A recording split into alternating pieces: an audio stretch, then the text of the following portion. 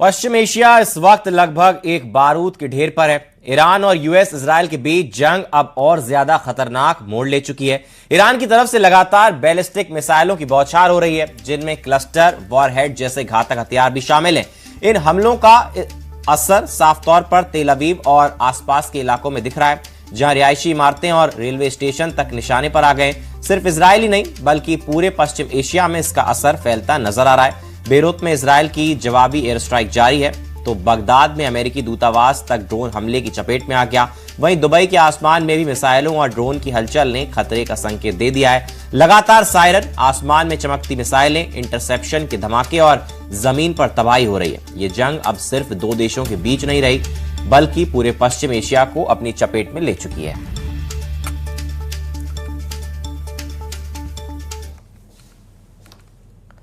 America और Israel की तरफ से जिस तरह ईरान पर लगातार हमले हो रहे हैं, उससे साफ है कि ईरान की टॉप लीडरशिप उनके निशाने पर है। यह महायुद्ध का माइंड गेम है, जिसमें सुनियोजित तरीके से ईरान की टॉप लीडरशिप को निशाना बनाया जा रहा है, ताकि ईरान युद्ध में कमजोर पड़ जाए। जल्द ही ईरान इस युद्ध में घुटने टेकने के लिए मजबूर हो जाए। देखिए,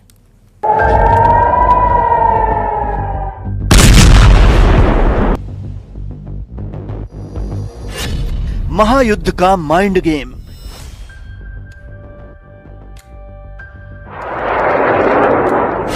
ईरान की लीडरशिप का द एंड।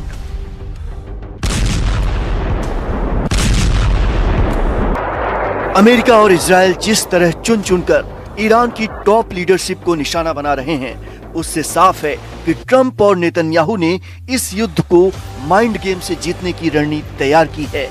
इसी कड़ी में चुन चुनकर उन नेताओं को निशाना बनाया जा रहा है जो ईरान की राजनीति और वहां की सेना में अपना विशेष प्रभाव रखते हैं। पहले इजराइल ने ईरान के सुप्रीम लीडर को निशाना बनाया, लेकिन जब उनकी मौत के बाद भी ईरान ने घुटने नहीं टेके, तो एक एक करके अब उन नेताओं को निशाना बनाया जा रहा है जिनकी वजह से ईरान इजराइल और अमेरिका के खिलाफ युद्ध में टिका हुआ है।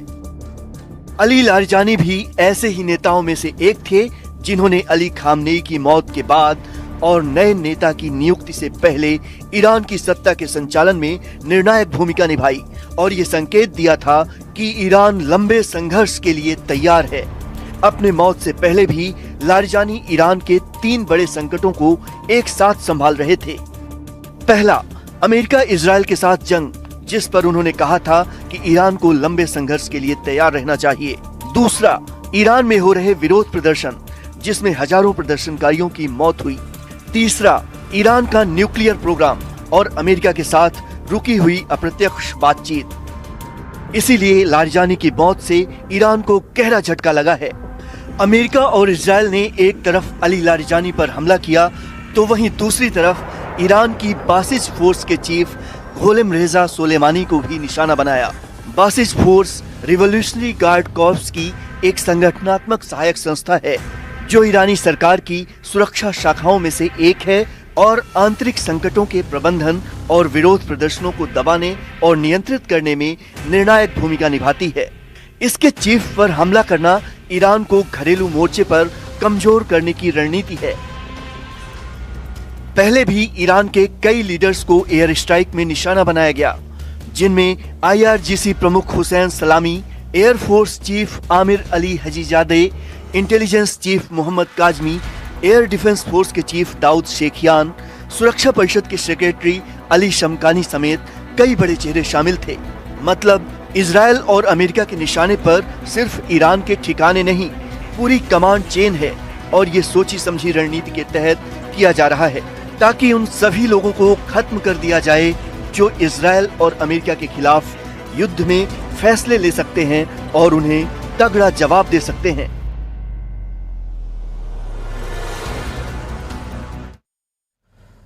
और लारिजानी की मौत के बाद ईरान ने कल की रात इजराइल के लिए कयामत की रात बना दी। कल पूरी रात इजराइल के आसमान से शोले गरजते रहे। पूरी रात इजराइल के आसमान ईरानी मिसाइलों से गरजते रहे। कंप्लीट ग्राउंड रिपोर्ट आपको दिखाते हैं।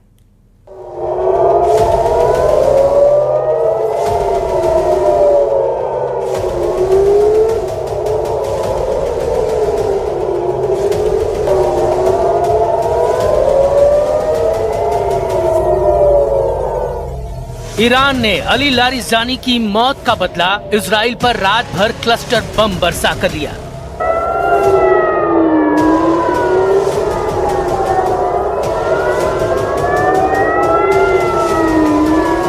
ऐसा हमला किया कि इजराइल दहल गया। आसमान से एक साथ गिरते बम देखकर रूह कांप गई।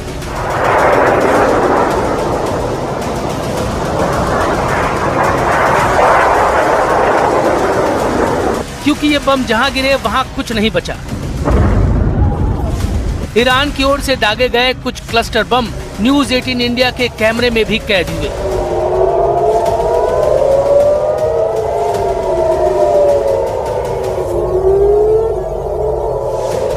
न्यूज 18 इंडिया के संवाददाता रिफत अब्दुल्लाह ने ये तस्वीरें जान पर खेलकर लोगों तक पहुंचाई।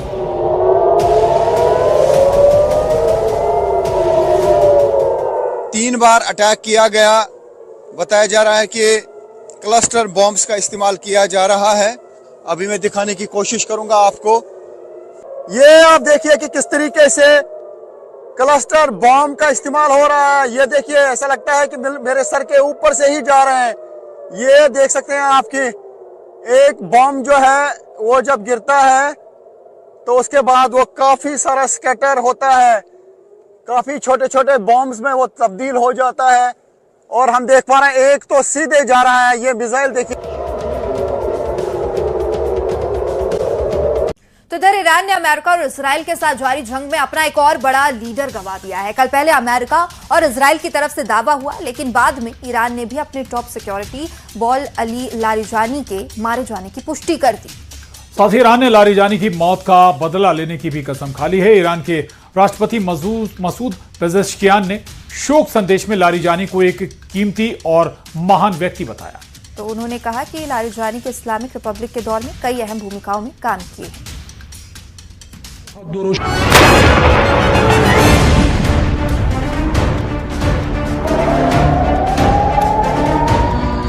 अमेरिका और इजराइल के जिस दावे को लेकर दुनिया भर की मीडिया में चर्चा होती रही, उसे अब ईरान ने भी स्वीकार कर लिया है। ईरान के विदेश मंत्री अब्बास अरागची ने अमेरिका और इजराइल के हमले में ईरान की सुप्रीम नेशनल सिक्योरिटी काउंसिल के सचिव अली लारिजानी के मौत के दावों की पुष्टि कर दी है। हालांकि उन्होंने ये भी कहा कि लारिजानी की हत्या से ईरान की सरकार को कोई झटका नहीं लगेगा। अब्बास अरागची ने कहा कि अमेरिका और इजराइल अभी तक क्यों नहीं समझ पाए कि ईरान की इस्लामिक रिपब्लिक एक मजबूत राजनीतिक ढांचे वाली व्यवस्था है, जिसमें स्थापित राजनीतिक, आर्थिक और सामाजिक संस्थाएं मौजूद हैं। किसी एक व्यक्ति की मौजूदगी या गैर मौजूदगी इस ढांचे को प्रभावित नहीं करती। वहीं IRGC यानी इस्लामिक रिवॉल्यूशनरी गार्ड कॉर्प्स ने भी लारिजानी की मौत की खबर के बारे में जानकारी दी है। लारिजानी पर उस वक्त इजराइल ने हवाई हमला किया जब वो अपनी बेटी से मिलने परदिस इलाके में गए थे। वो अपने बेटे और बॉडीगार्ड्स के साथ अपनी बेटी के घर पर मौजूद थे। तभी इजराइल की मिसाइलों ने ऐसा जबरदस्त हमला किया कि पूरी इमारत ढेर हो गई। हमले में अली लारिजानी के साथ साथ उनके बेटे मोर्तजा लारिजानी, उनके डिप्टी अली रेजा बायात और उनके कई बॉडीगार्ड्स मारे गए हैं। इससे पहले ट्रंप और नेतन्याहू ने लारिजानी की मौत का दावा करते हुए कहा था कि ईरान का टॉप ऑफिसर लारिजानी ईरान में प्रदर्शनकारियों की हत्या का जिम्मेदार था। The top person was, they say, a lot of people say their actual top was killed yesterday, along with somebody else who was responsible for the killing. The man that was responsible for the killing of 32,000 people over the last 2 weeks, he was in charge of the killing of protesters. It's an evil group. I mean, they've killed much more than 32,000 people. And the man who was responsible for that was also killed yesterday. הבוקר חיסלנו את אלי לאריג'אני. אלי לאריג'אני זה הבוס של משמרות המהפכה, שזה חבורת הגנגסטרים שמנהלת בפועל את איראן. אנחנו חיסלנו לצידו גם את מפקד הבסיס, זה העוזרים של הגנגסטרים, שהם מפיצים טרור ברחובות טהרן וערים אחרות של איראן נגד האוכלוסייה. גם שם אנחנו פועלים מהאוויר עם מטוסים של חיל האוויר, עם כטב"מים, וגם שם פועלים. उधर Iran ने भी साफ कर दिया है कि वो Ali Larijani की मौत का बदला लेगा। ईरान के राष्ट्रपति मसूद पेजेश्कियान ने शोक संदेश में लारिजानी को कीमती और महान व्यक्ति बताया। वहीं IRGC के एरोस्पेस फोर्स के कमांडर सैयद माजिद मौसवी ने ये कहकर चेतावनी दी कि अब दुश्मन का आसमान देखने लायक होगा।